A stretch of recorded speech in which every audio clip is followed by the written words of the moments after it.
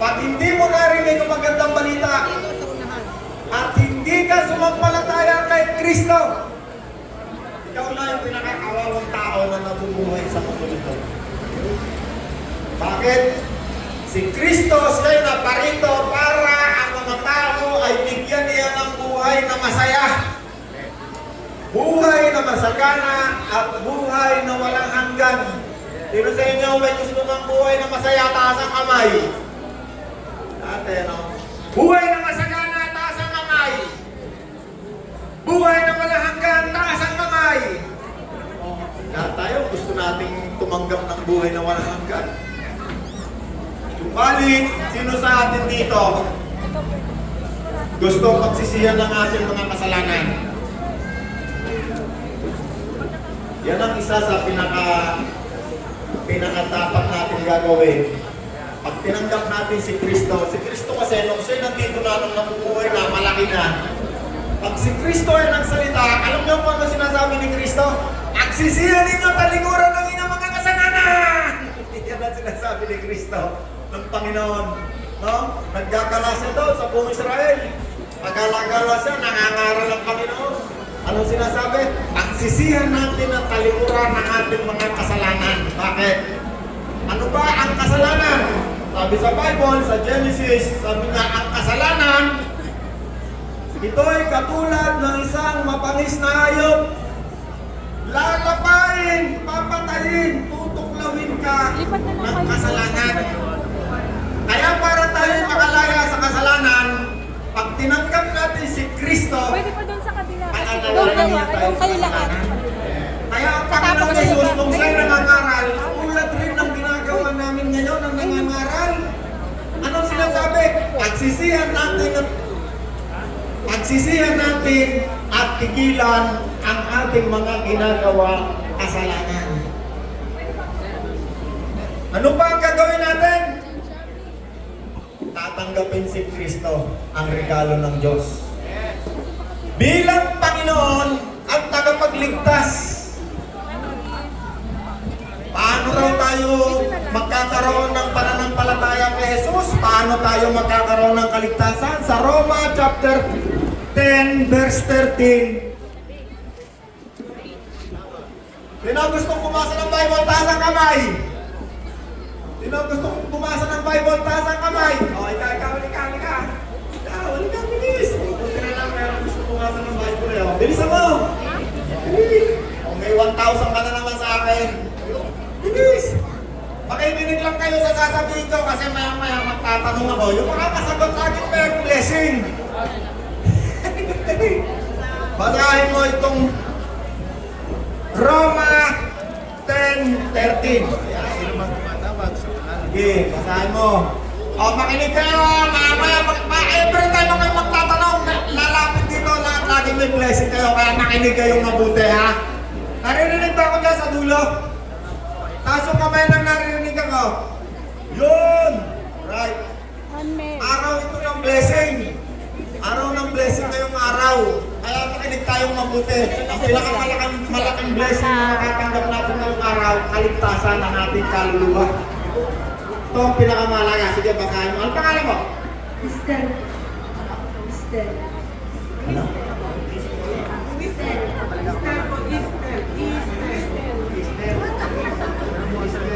Cristel! Sino ang tatay ni Cristel? Taas ang kamay.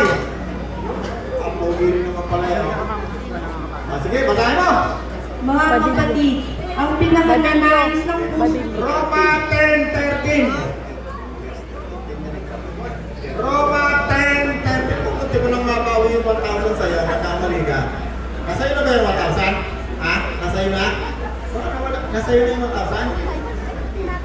Nasaan mo? Malinaw. Dahil sinasabi sa kasulatan, maliligtas ang lahat ng tumatawag sa pangalan ng Panginoon. Okay. Anong sabi dito sa binasa niya? Ang lahat ng tumatawag sa pangalan ng Panginoong Jesus ay Maliligtas. ano raw mangyayari? Maliligtas. Maliligtas. Thank you. Maliligtas, ha? Alam niyo ba kung bakit nagpunta rito si Jesus? Sino nakakaalam ba bakit nagpunta rito Jesus? Taas ang kamay. Wala.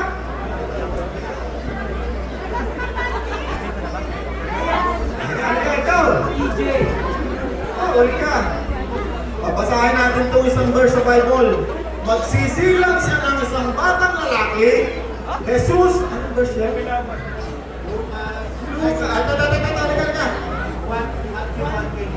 Mateo 1:21. Wala ka sa libro ko. Mabilis ka sumagot eh. Magsisilang siya ng isang batang lalaki at Jesus ang ipapangalan mo sa kanya sapagkat basahin mo ulit. Kaya natin bakit ang Panginoon ay naparito sa mundo nito? Magsisilang siya ng isang batang lalaki at Jesus ang ipapangalan mo sa sanggol sapagkat iniligtas niya ang kanyang bayan sa kanilang mga kasalanan. Anong gagawin ni Jesus pag nagpunta rito sa lupa? Bakit siya isinilang? Ililigtas niya ang kanyang bayan. Saan ililigtas? Sino ang makakasagot?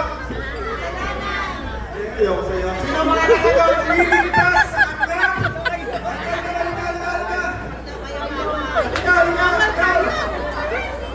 Si ate. Isang ate.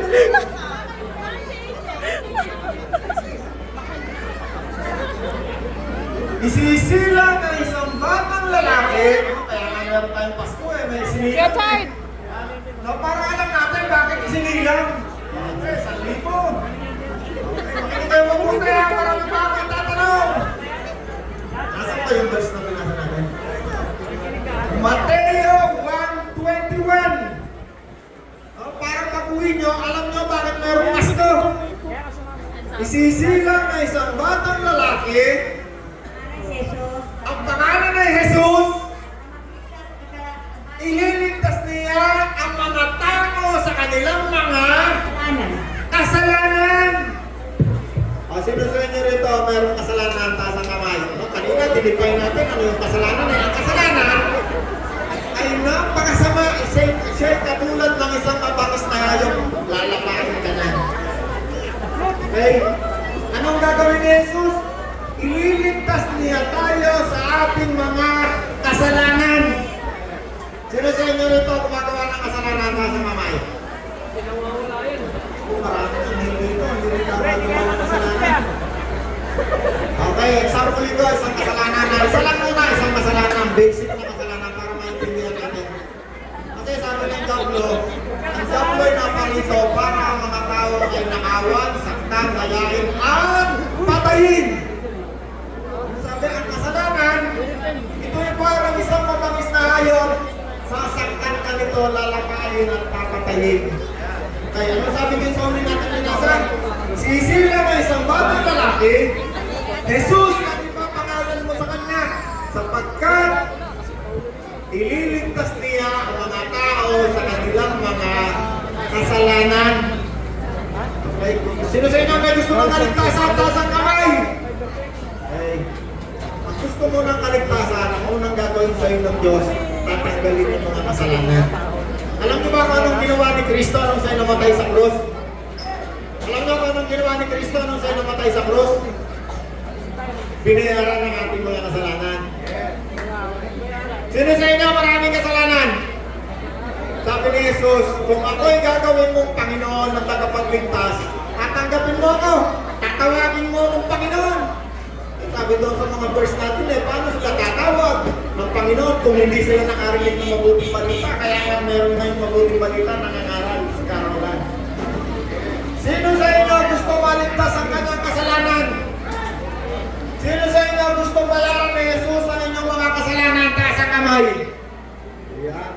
Binayaran na ni Jesus ang ating mga kasalanan nung siya namatay sa krus. Sino sa inyo nakakaalam nasaan ngayon si Jesus? Taas ang kamay. Nasaan ngayon ang Panginoon? Sa langit. Siya'y muling nabuhay. 3 araw mula na siya namatay. Yan ang mabuting balita na tayo nahatid. Hatid ko sa inyo ngayon. Jenny B, palagyan Si naman. Jesus ay sinilang at 2,000 taon na nakakaraan. Nawawala. After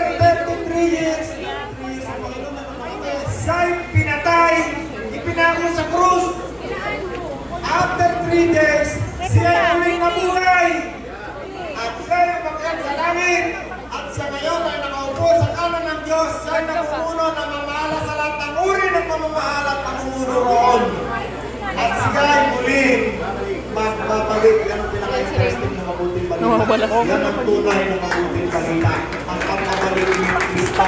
Paingin mo siya. Alam mo kung ginagawa. Ano kailangan? Ano kailangan?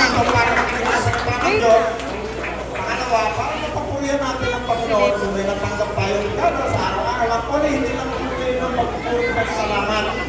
Every time na tayo ay magigising sa umaga, kailangan natin magpasalamat kasi blessing na yun. Kaya ngayong tanghali, bago tayo kumain, bago tayo magpuri sa Panginoon, ito ang pinakamahalaga.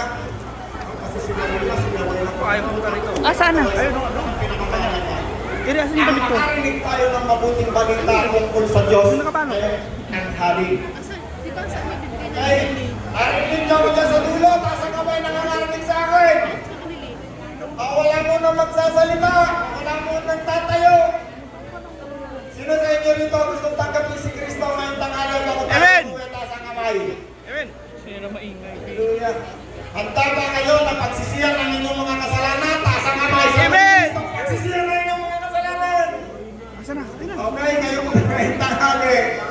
Kung narinig mo ang mabuting balita tungkol kay Kristo sa kanyang pagkapanganak, sa kanyang kamatayan, pagkapako sa krus, pagkabuhay, pagkakit sa langit, at muling pagbabalik, yan ang mabuting balitang dala-dala ko sa inyo ngayong tanghali. Yun ang pinakabuod ng magandang balita at kapag ikaw ay naniwala riyan sa balitang yan, ikaw ay magiging isang mananampalataya ni Kristo. Kaya ngayong tanghali, sino ulitin ko ulit. Sino ngayon dito, ngayong tanghali, ang gustong tanggapin si Kristo, gusto niyang tanggapin si Kristo, gawin niyang Panginoon at tagapagligtas, gusto niyang magkaroon ng buhay na walang hanggan, buhay na masaya, buhay na ganap, at gusto niyang pagsisihan ng lahat ng kanyang mga nagawang kasalanan pagkat ito'y binayaran ng Panginoon. Sino sa inyo rito, taas ang kamay, gustong tumanggap kay Kristo? Hallelujah! Ngayong tanghali, kung gusto mong tanggapin si Kristo, tayo ka. Tayo ka. Kung gusto mong tanggapin si Kristo, tayo ka. Tayo'y mananalangin ng pagtanggap kay Kristo at paghingi ng tawad sa ating mga nagawang kasalanan. Okay.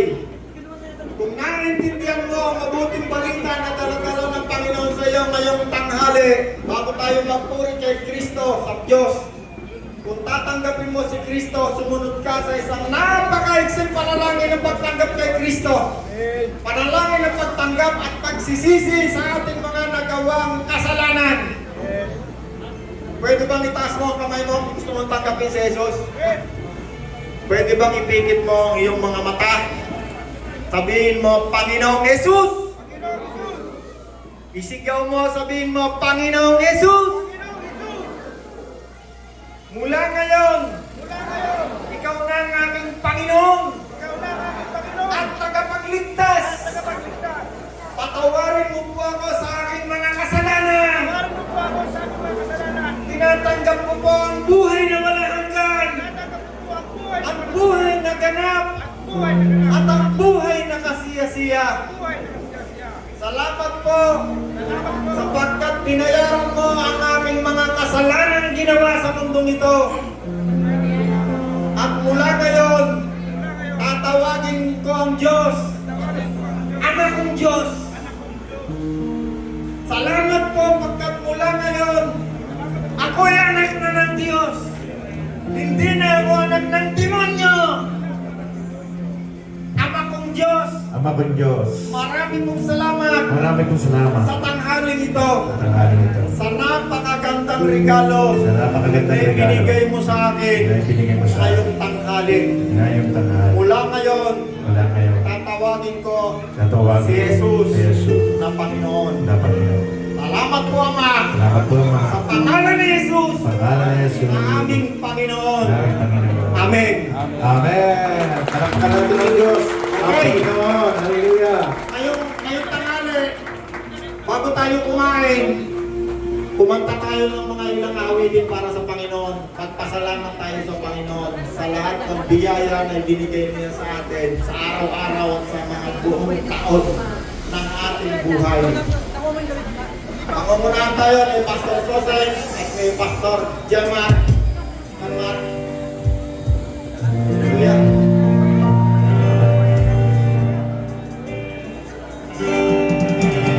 Merry Christmas po, RCPGC family!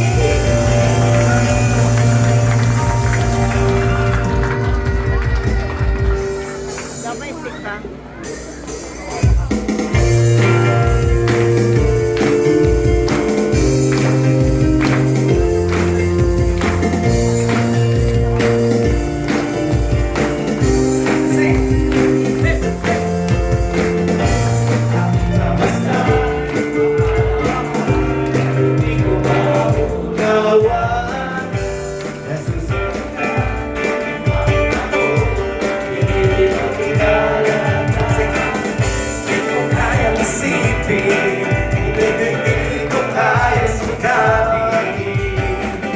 Ang pag-ibig mo, Jesus, na iyong binigay sa akin.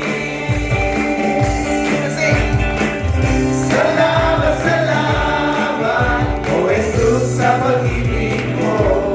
Walang ibang nagmahal, walang ibang nagmahal sa akin, na katulad mo. Salamat, salamat, O Jesus, sa pag-ibig mo. Ako'y magsasaya sa piling mo. Ako'y magsumay. Kung may pagsubok man ang kamibutan, ako ay may lalapitan. Ikaw, Jesus, ang aking sandigan, di mo ako bababayan. Di ko kaya isipin, hindi ko kaya sundan. Ang pag-ibig mo, Jesus, na iyong binigay sa akin. Sabay tayo! Salamat, salamat, O Jesus, sa pag-ibig mo. Walang ibang nagmahal, walang ibang nagmahal sa akin, na katulad mo. Salamat, salamat, O Jesus, sa pag-ibig mo. Ako'y magsasaya sa piling mo. Salamat, salamat! Salamat, salamat, O Jesus, sa pag-ibig mo. Walang ibang nagmahal, Panginoon. Walang ibang nagmahal sa akin, na katulad mo. Salamat, salamat, O Jesus, sa pag-ibig mo. Ako'y masasaya sa piling mo. Buhay ko na ang purihin ka.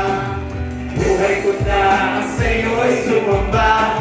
Wala nang ibang lalaisip pa, kundi pasalamatan ka. Buhay ko na ang purihin ka. Buhay ko na sa'yo'y sumamba. Wala nang ibang nalaisip pa, kundi pasalamatan ka. Buhay ko na purihin ka. Buhay ko na sa'yo'y sumamba. Wala nang ibang nalaisip pa, kundi pasalamatan ka. Buhay ko na purihin ka. Buhay ko na sa'yo'y sumamba. Wala nang ibang nalaisip pa, hindi pasalamatan ka. Salamat, salamat, O Jesus, sa pag-ibig mo. Walang ibang Panginoon, walang ibang nagmahal sa akin, na katulad mo. Salamat, salamat, O Jesus, sa pag-ibig mo. Ako'y masasaya sa piling mo. Ako'y magsasaya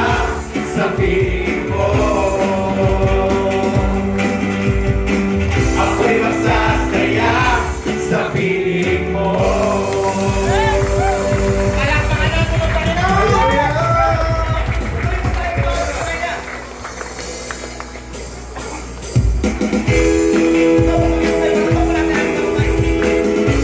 Ako tapos.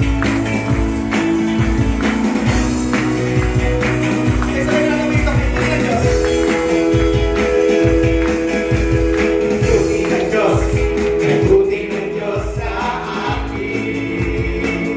Ay buti ng Diyos, ay buti ng Diyos, ay buti ng Diyos sa iyo. Ay buti ng Diyos, ay buti ng Diyos, ay buti ng Diyos sa kanya. Ay buti ng Diyos, ay buti ng Diyos, ay buti ng Diyos sa lahat. Sabay-sabay ko tayo, balakpak! Ipalakpak ang kamay at aking igawa. Sabayan mo na indang! Sabayan mo na indang. Ang kumaway-kaway! Sayaw, ayan! Hayap mong kapatid. Kay buti ng Diyos! Kay buti ng Diyos! Kay buti ng Diyos! Kay buti ng Diyos! Sa lahat. Kay buti ng Diyos! Kay buti ng Diyos sa akin. Kay buti ng Diyos sa iyo! Kay buti ng Diyos! Kay buti ng Diyos sa iyo! Kay buti ng Diyos! Kay buti sa kanya! Kay buti ng Diyos sa kanya! Kay buti ng Diyos! Kay buti ng Diyos! Kay buti ng Diyos sa lahat! Sabay-sabay mo tayo! Ipalakpak ang kamay at aking igaway. Sabay mo na ito! Sabayan mo lang ito! Sayaw-sayaw! Sumayaw-sayaw! Ipahayag ko kapatid na kay buti ng Diyos, kay buti ng Diyos sa lahat. Ipalakpak ang kamay at aking igaway. Sabayan mo lang ita at sumayaw-sayaw! At sumayaw-sayaw! Ipahayag ko kapatid na kay buti ng Diyos, kay buti ng Diyos. Ayaw ka na mas mabilis! Ipalakpak ang kamay at aking igaway. Sabayan mo lang ita at sumayaw! At sumayaw-sayaw! Ipahayag ko kapatid na kay buti ng Diyos, kay buti ng Diyos sa lahat. Ipalakpak ang kamay at aking igaway. Sabayan mo lang ita at sumayaw! At sumayaw-sayaw! Ipahayag ko kapatid na kay buti ng Diyos, kay buti ng Diyos sa lahat. Kay buti ng Diyos sa lahat. Hallelujah! Mabuti ka lang Diyos!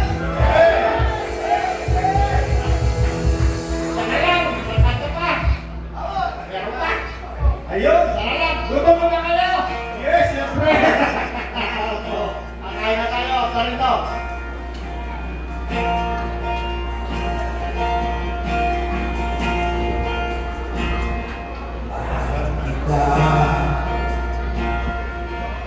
Walang hanggan yung biyaya.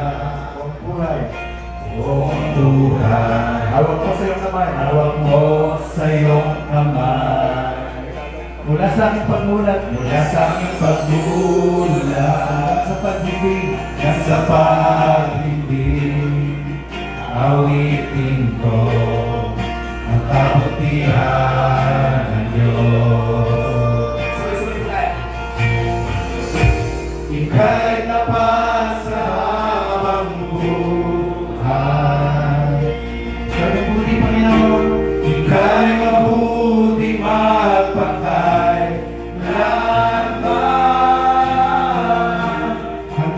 ako ay nabubuhay, awitin ko ang kabutihan ng Diyos. Ang tinig ko, Panginoon. Ang tinig ko. Gabay.